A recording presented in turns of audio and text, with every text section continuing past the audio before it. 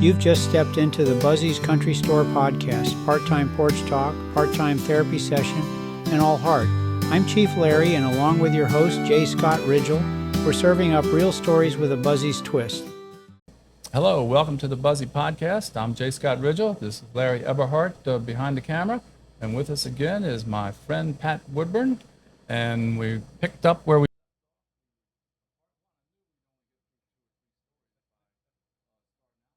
But I don't even remember where we finished. But I know you've got other stories that I want to hear about. You know, I apologize that the Carl Brown story with Tim Reed, we somehow, Rosemary Woods, we had a we had an omission in that one somewhere, or when we were trying to retape it or whatever. So let's start with the Carl Brown story and act like you haven't told it on the Tim Reed one.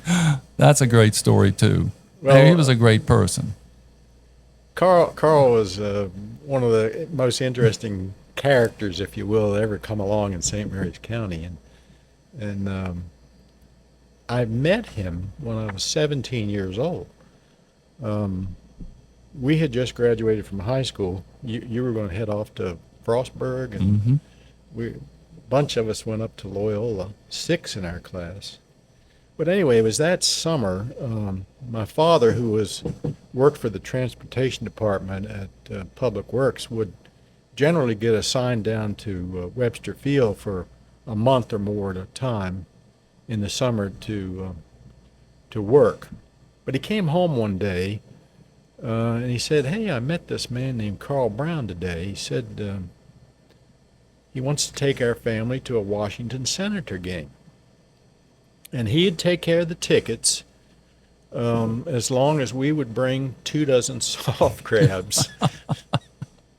Well, it seemed odd to me, but that wasn't going to be a problem because Mom was catching 10, 20 dozen a day and, selling them for $3 or $4 a dozen. So it wasn't like we were investing a lot of money in this game. But we loved going to the ball game, and it was it was an hour and a half ride to get up to RFK Stadium.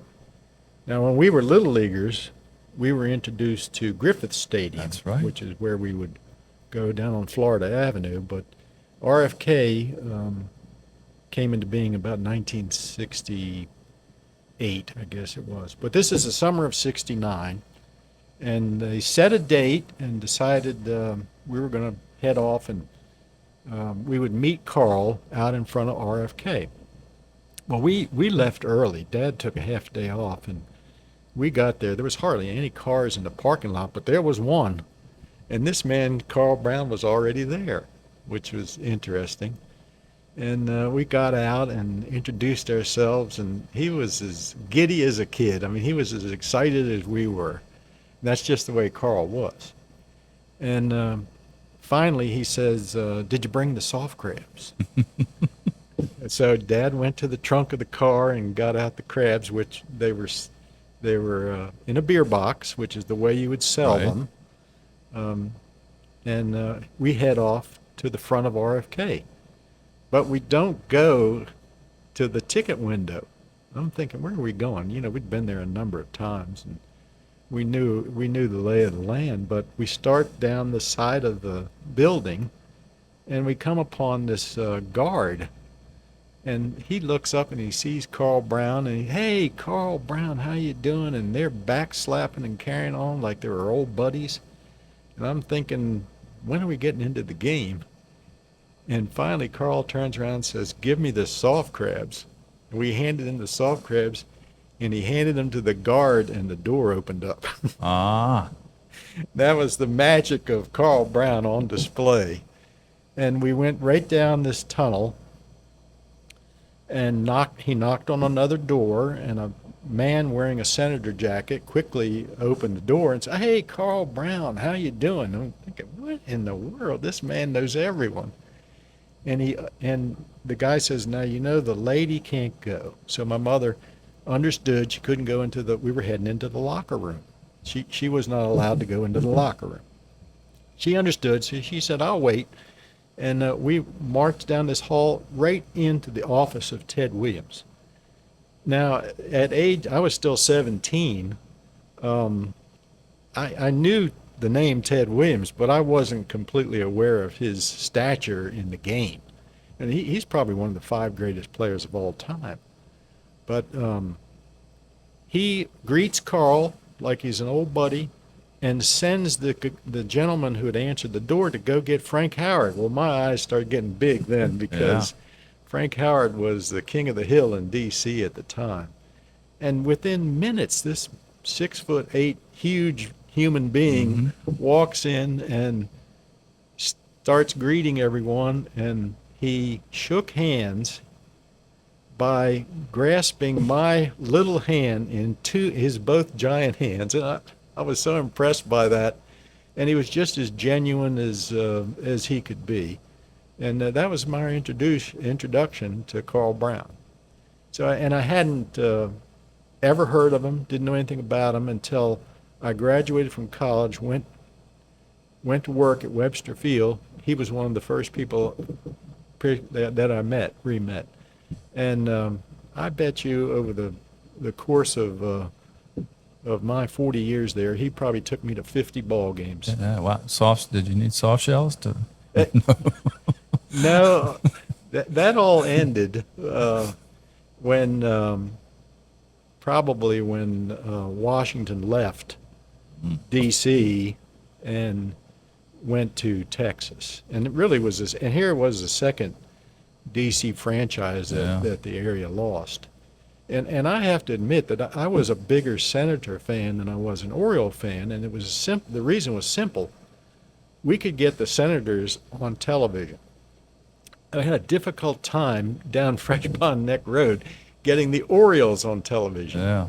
Everybody had a pole and an antenna on the end of it, and had a pipe wrench attached to the pole, and you'd have to open a window and yell out from the living room, "Turn it a little bit more, a little bit more." You'd be lucky if you could get it. Well, I remember you with the original Senators with Harmon Killebrew. To this day, when I hear Harmon Killebrew, I think of you, because that was one of your main guys. Hero. Yep, he was my hero. And here in 1960, the Griffith family moved the team, which was emerging as a powerhouse. They moved them out to Minneapolis. And, of course, 5 years later, they were American League champs in '65. They lost to the Dodgers in 7 games. But anyway, I had been a Washington fan, and then I suddenly became a Minnesota fan when they moved them to Minnesota. But after going to college in Baltimore, I became an Oriole fan and remain one today. But Carl was magic. Carl Brown was absolutely magic. And he would try to go down to spring training every spring, and he would call my mother up. She would have frozen dozens of soft crabs, and he would buy them from her and take them down to his buddy Ted Williams in Florida. You posted his tombstone. Where is he buried?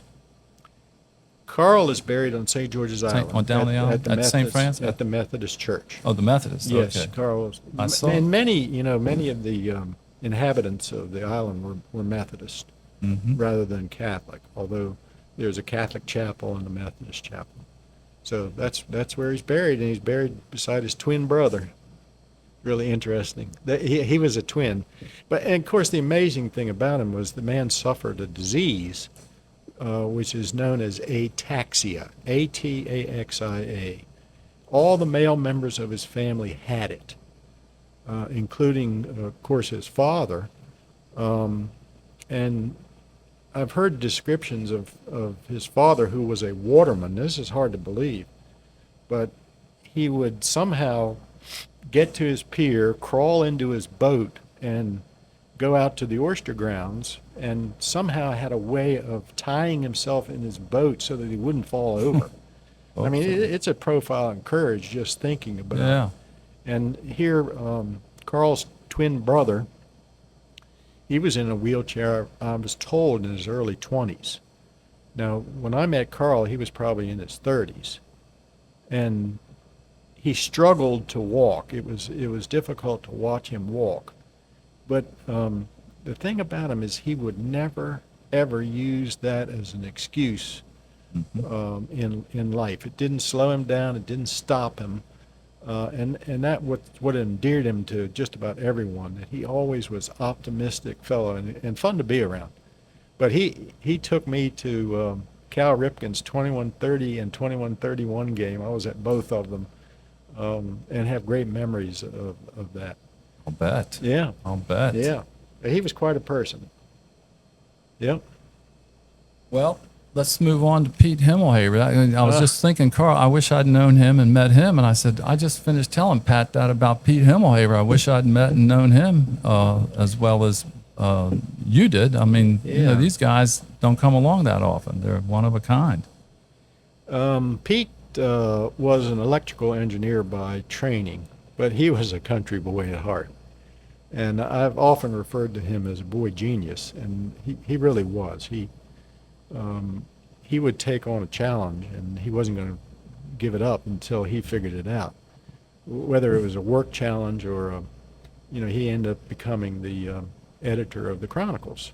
He didn't know anything about laying out a chronicle, but he taught himself. He would just do it. But he, in his wife's words, reinvented himself after he retired. And he got involved as a docent at St. Mary's City. He got involved as a docent at Sotterley. He ended up being the editor of the Chronicles, which was passed on to him by his good friend Al Goff. And he just determined to tell the story of St. Mary's. And his was really great at researching deeds and things like that. He would take it all the way back to. He did the stores deed. Yeah. I was amazed when I went back and looked at Pete Himmelhaber. Yeah. Yeah. He must have done that for the bank or the title search, like Mike Whitson's Tri-County Abstract. He must have. He never got paid to do these things. Okay. Usually someone would ask him to do the research, and if he had time, he would do it. Yep. But he just loved telling the story, and he encouraged me to get more involved in the Chronicles. And after Mrs. Hammett published the story on Pleasant Valley, we called it, but it's known as Mary's Hope now. I started doing stories basically for Pete. I wanted to help him out. He had retired, and I got more and more and more involved. And if you ever get into this business, you don't do it on purpose. It's not something that you would go to college to be a historian, I don't believe. It just sort of happens. And one story leads to another. Yeah. And that's kind of the fun part of it. So what are you working on now? I just finished one up on the demolition and construction of Our Lady's Church, which I had promised Pete I would do years ago. Oh, you felt guilty. Well, in a way, but it was an interesting story because, and he had done one on Our Lady's Church back in 2011, I believe it was. It was the 100th anniversary of the church. But I go back to the Woodstock letters. And I found this story written by William J. Stanton, published in 1912, about Our Lady's Church. And he was a priest. And he was a New Englander who apparently was having some health issues because most of the time he was out on the mission trail. That's the way they described it. He would go around and give missions. And his health was, they said, not good. But they sent him into southern Maryland, and his health got better. And he was assigned to be the pastor of Our Lady's in Medley's Neck and also St. Francis in Compton. Wasn't unusual to get dual assignments. And he lived at St. Aloysius, which is the Jesuits lived in community. and he was there with Lafarge and some okay. others. So, but he took on this task of building this church at Our Lady's, Is that the current one? the current one. So Right. it's quite picturesque. That's a pretty It's- church. Yeah, I used to go there. yeah, I like that church. it's neat, and so you'll enjoy reading the story Okay. that he tells. And basically, I've retold what he wrote in about 30 pages. I've tried to carve it down to about 6 or 7. Now, I've heard you say that you do all your research at your kitchen table, that you can pretty much on the couch, digging where I can. I try to add real facts, and I have lots. We all use the same sources when we're doing stories. Mrs. Fresco's Marriages and Deaths in St. Mary's County is important. Of course, Mrs. Hammett's book. But sometimes you can get down another path, and you have to go other places to find information. But one story leads to another, and when I wrote the story on Carl Brown, I happened to mention that Carl, who was Methodist, not Catholic, was encouraged to, after he graduated from high school, to pitch on a Catholic League team. Well, the Catholic League was founded in the mid-40s. Recently found out who established it. But in any event, this priest who was servicing the parishes at the little church on St. George's Island, Catholic Church, and St. George's, was a guy named Francis Diamond. He was from Philadelphia. And he encouraged Carl to bring his talent to the Catholic League. And that's all in that story. So it got published, and about a month after it was probably in April, I got an email from a lady down in Orlando area. She said, I enjoyed the story you wrote about Father Diamond. Well, at first I was taken back because I didn't really write about Father Diamond, although he was in the story. But she said he was a friend of our family. And her name was Elizabeth Love Peterson. She was from Morganza, the Loveville, Morganza area. She said he was a great friend of our family, and I have a wonderful picture of him somewhere. And so I go back and forth with 3 or 4 emails, and it's great to get feedback from people. Mm-hmm. She reveals she's 98 years old. Wow. And she's got a memory that's just incredible. And so I'm now back and forth with her, and I'll probably write about the St. Mary's County Love family. They were big names in, believe it or not, the Republican Party in the 1800s. So that's an interesting lead. But she sent great pictures, and now, there's 20 stories in her now. mind. Doesn't the picture add to it? I mean, yeah. when you got a picture, you got a picture, and you can go from that. Yeah, right. That's right. And memory is wonderful, and oral history is wonderful. But I find in my own case, I don't always remember things right. I think I remember them like everyone does in a certain way, and I will write things from oral tradition and history, but it's not always the way it really happened. Yeah, it can be sketchy. Yeah. But this one will be fun, being able to write. And turns out this lady, whose birthday is in February, by the way, she'll be 99 next February. 25 years ago, after she retired, she had a naval career. She met her husband here at Pax River, and he convinced her to move to Florida. He was following some work down there, and unfortunately, they hadn't been there very long. He up and passes away. 74, right? Yeah, but she stayed, and family raised her kids there, et cetera, et cetera. But one story leads to another, and that's the way I sort of follow the path for what I'm going to How write about the Lenaways, Yeah, the that Buzzy was- connection there that you even gave me credit for? Yeah. I was kind of like, in fact, I'll tell this story on myself as far as fading memory. I'm sitting there reading the article, and and Pam's on the couch there next to me.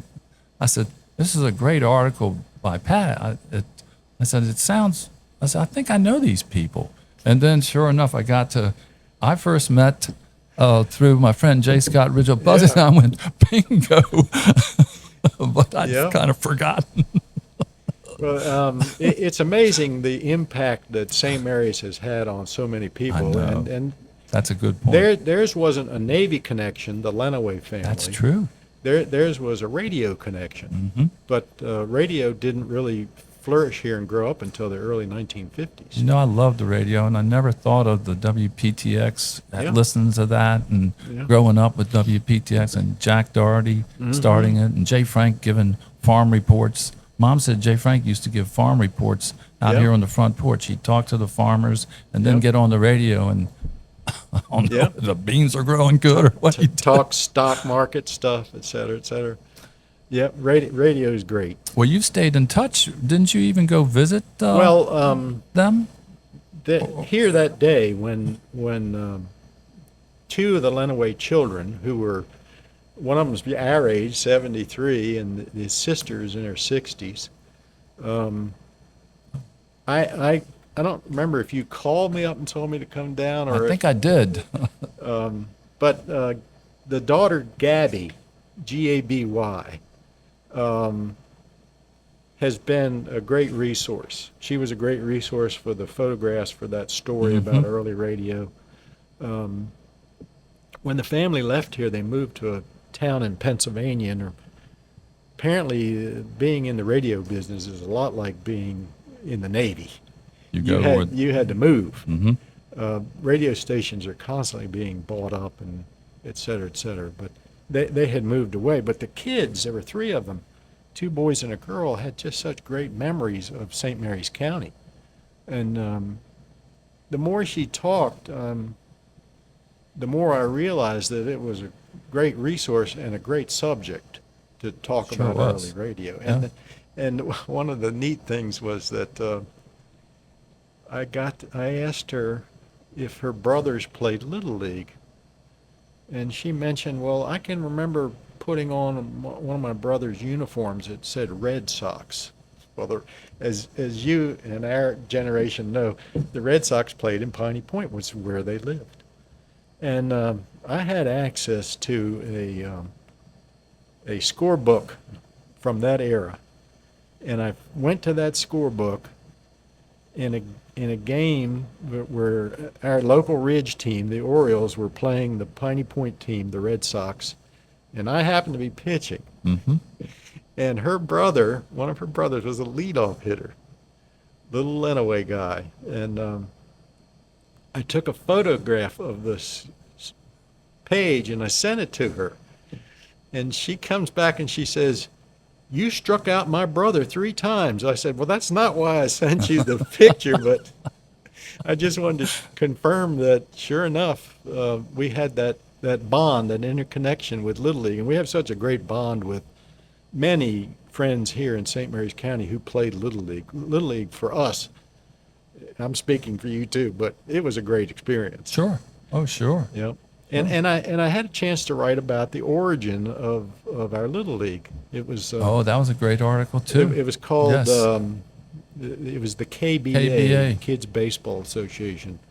And we always had good teams, and I can remember, winning championships, coming home and picking up the paper and reading about the Little League World Series and wondering why we weren't in it. Yeah. Well, because I never understood that our organization, KBA, was not part of Little League. Uh-huh. It was really tied in with, we were tied in with a D.C. area naval, Air Force, Army base organization. So our all-star competition would be against other military base all-star teams. And they were great experiences for us. My first night away from home, I got to spend in a in a barracks at Andrews Air Force Base. I know. Well, we That went was- to Fort Belvoir, I think. Yeah, it could have been. I Yeah, think- different bases would host Uh-huh. different games. So that was a fun story to write about the beginning of radio. Hey, one of your stories, and you gave the talk at the Historic Society on the nicknames. Yeah. I made them. It wasn't a mistake, but I put it on the Buzzy blog about the nicknames. Well, Okay. don't you know? You talk about feedback. I got more response from that than I think anything I've done. People, hey, you forgot my Uncle Sneeder. There are more nicknames. I said, well, I should slough this off on Pat. Send it to Pat. Well, and the funny thing you would know a guy by a nickname and never know his real name. And that's not just true of Southern Maryland. It's all over the country like Well, didn't that. Wasn't you said that they would take the nicknames because everybody had the same name, or there was a reason that they would use the names twice, so they'd have to give the second one a nickname to differentiate from the first, or there was some reason as why there was some. Wise and Ella Tennyson, Ella said that Wise's grandmother said that her theory on nicknames was that there would be a lot of deaths with infants in the 20s, all back through time really. But they would give the grandmother's theory was they would give a child a nickname because if the child died and didn't survive infancy, they wouldn't be so attached to them. Well, the name stuck. I mean, if her theory was correct, and I don't know that it was or wasn't, but the names would stick, and that's how you'd know them forever. Who? Flip, Buzzy, Grit, Tinky, I mean, and it's all over the community. Somebody, Greg, and I forget her name, Shields, down at Mill Point, somewhere down there. But they had Duncan's crew working for them, and they loved them. They said, and they all had nicknames: Teeny Boy, Winky, Yep. Chop Chop, JW. Yep. They all had nicknames. And we knew who they are, and I'm not sure what their real names are. Well, sometimes when somebody dies and you see the real name, you go, "Oh, Yeah. wow." Well, the most famous county we have is Tubby Smith. I mean, who Orlando. knows his name's Orlando? Orlando. Well, Teeny Boy, I just mentioned when his first mail here, Francis Hall. And I remember asking, I said, Dad, who's Francis Hall? He goes, Teeny Boy. Oh, he's a Hall from over 7th Yeah. District. That's funny. Yeah, that was a lot of fun putting together, and it was unfortunate. Pete and I did the performance at the Historical Society, and it was right after COVID, so we knew that we had to get back to live, in-person events because we had lost a couple because of COVID. But the numbers of people who came was probably only around 90 that night.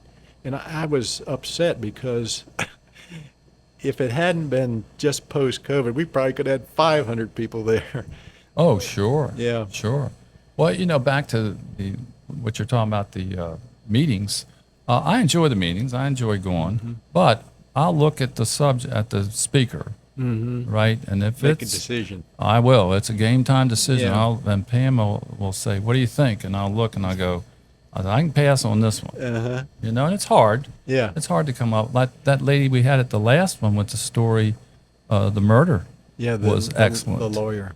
And we parked next to her when we came in, and Pam made some to do over Yeah. their vehicle, and then we go in and come to find out she's the guest She's speaker. the guest speaker. After we Yeah, walked she in, was not a spring chicken. She was, she was very good. but though. she was good. Yeah. Now, she was that's engaging. for public consumption. They videotape that on Yes. YouTube. Yes, it's online. It's online, and what's just put in St. Mary's Historical Society. Yeah, you go to the website. They'll show you how to connect to these that they've been. I mean, non-members can Yeah. go to that. Yeah, because Not. if it's on, I would hope so, but I I'm think- not certain. I think so. Yeah. But then again, I go on because Yeah. I'm a member and do that. But, But the greatest stories are the ones you don't go for. It's like the one I wrote about the spy that the Trosbach family told me about. I wasn't looking for that story when I went down. I went down to talk to George Sr. He was in his early 90s. Well, you were doing the grain story, weren't you? I'd done the Grange story, and I'd done the Hattie Dunbar okay. story, and she lived at Cornfield Harbor.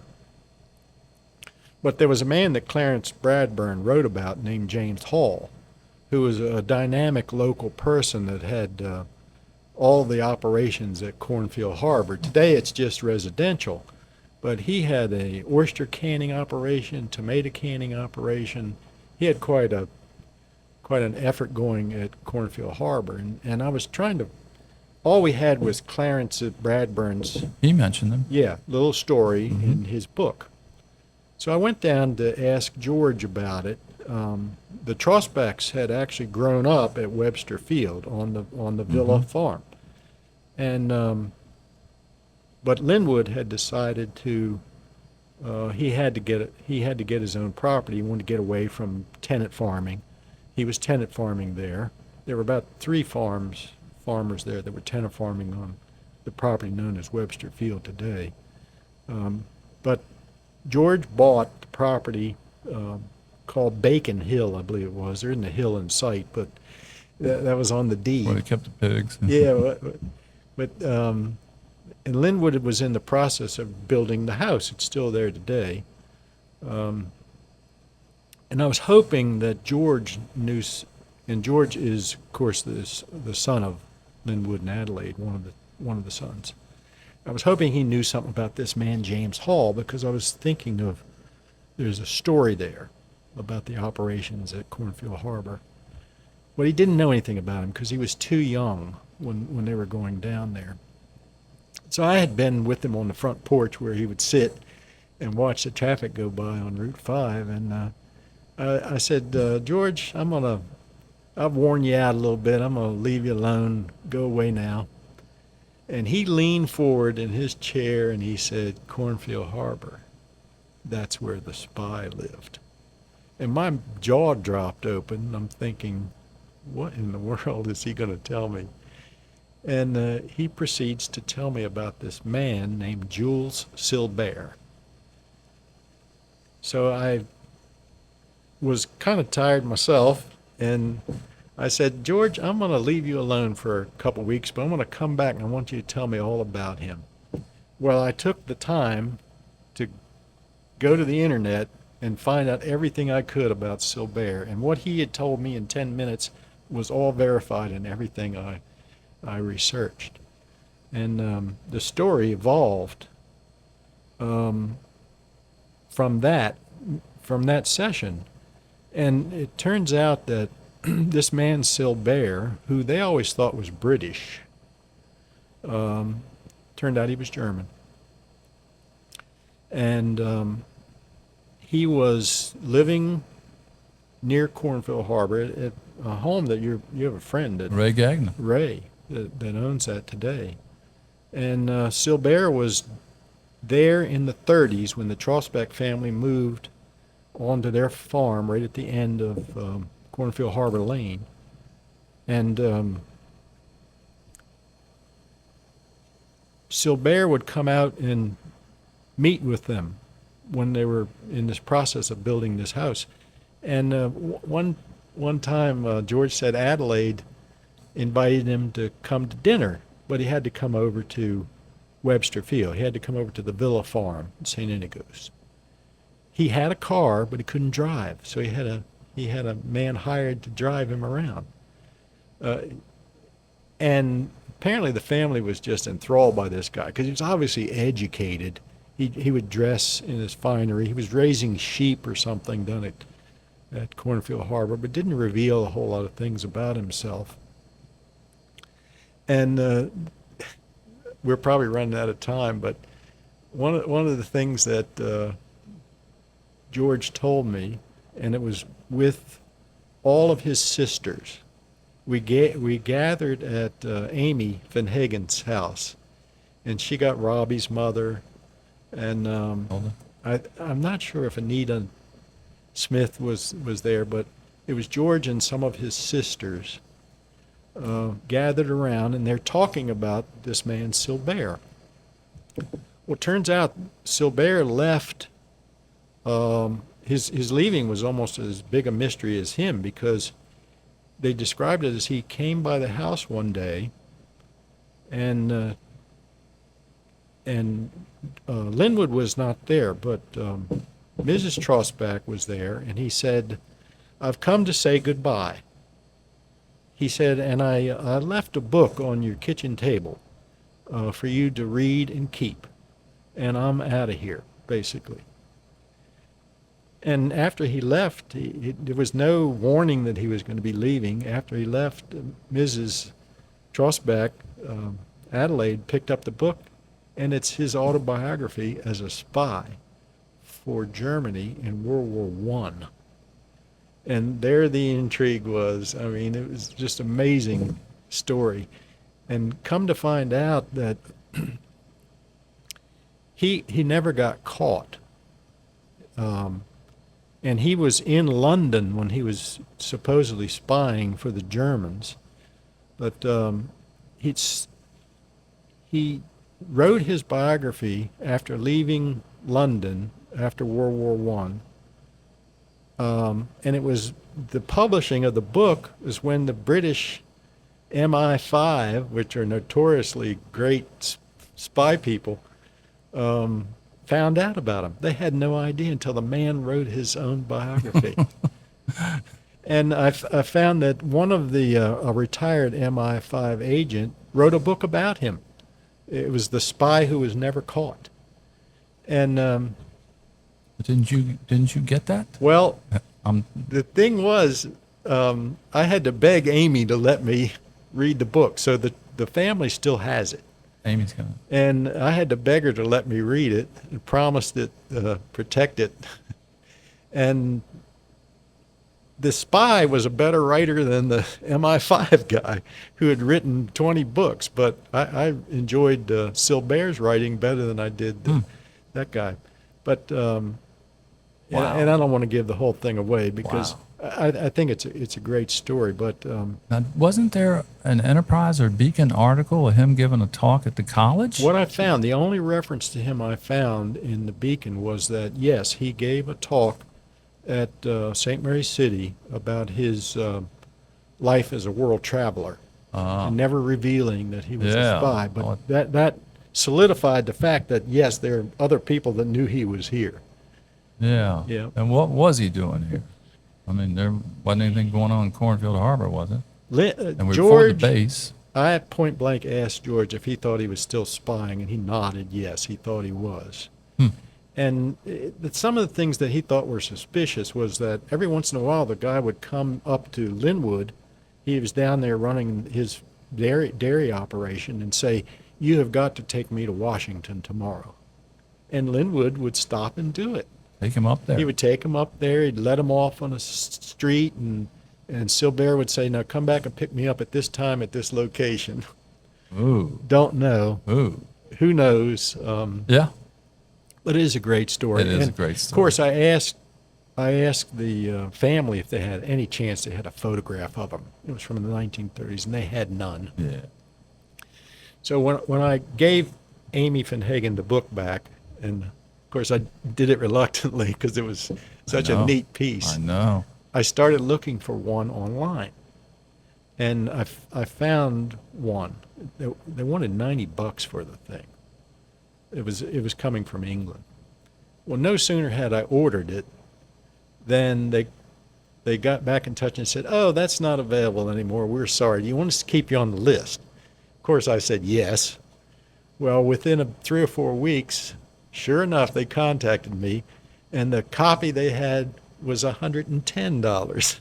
Bumped it up 20 Well, I'm thinking they just waited 3 weeks. to see how bad you wanted it. How about the other book? The Well, one that the MI. I got that one too. Right. So I bought that one online, and I got this one. The amazing thing was, I get the book, I open it up, and inside the cover are 2 photographs of the man. Oh. Yeah, it was stunning revelation to me when none existed, and of course this cover is one of him that was pretty interesting cover. I don't know if you can see that, but Now, that's the other thing about the Chronicles. They're kind of snarky about copyright stuff. I'd never put anything on the Buzzy blog without, sometimes I'll sneak something in, but this stuff is so good, it deserves, not that the Buzzy blog has such a dissemination, but you guys are doing good stuff. I mean, this is good stuff. Yeah, well, I'm glad to hear you say that. I love it. I really do give you a lot of credit and admire you for doing it. Well, if we ever do this again, we can talk about the slot machine man. Oh my gosh, yes, Harry Hoke. Harry Hoke. What a character. Well, that's the other thing. We had characters back in the day. I mean, even in yours and my time, we had characters. Now I don't think we have them anymore. And don't say it's us, because we don't. I don't put myself on that level we're not with there. those characters. I mean, we had. Mom told me a story. You made me think of it.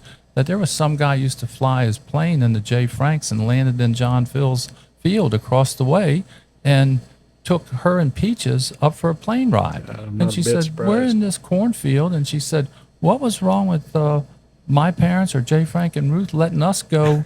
Get in the plane with this guy who was probably just a bar hopping kind of guy and two young girls. Yeah. She said, we took off in the plane and flew around. She said it was wonderful. Landed back in the field. Yeah, there are many great stories here. Yeah. Well, thank you very much. Yes, sir. And this is great. Yep. This is great.